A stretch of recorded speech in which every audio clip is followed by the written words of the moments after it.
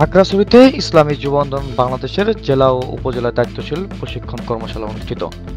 ইসলামী যুব আন্দোলন বাংলাদেশ খাগড়াছড়ি পার্বত্য জেলা শাখার উদ্যোগে দিনব্যাপী জেলা ও উপজেলা দায়িত্বশীল প্রশিক্ষণ কর্মশালা অনুষ্ঠিত হয়েছে।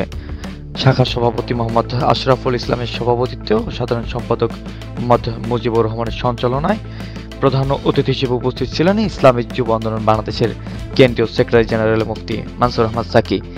বিশেষ অতিথি হিসেবে উপস্থিত ছিলেন ইসলামী যুব আন্দোলন বাংলাদেশের কেন্দ্রীয় সাংগঠনিক সম্পাদক চট্টগ্রাম বিভাগ মোহাম্মদ তাজুল ইসলাম শাহীন, ইসলামী যুব আন্দোলন বাংলাদেশের কেন্দ্রীয় উপকমিটির সদস্য মাওলানা মহিউদ্দিন বিন সুরুজ, ইসলামী আন্দোলন বাংলাদেশ খাগড়াছড়ি পার্বত্য জেলার সভাপতি মাওলানা দেলোয়ার হোসেন, জেলা জয়েন্ট সেক্রেটারি মাওলানা রাশেদুল ইসলাম, ছাত্র ও যুব বিষয়ক সম্পাদক মাওলানা বসির উদ্দিন।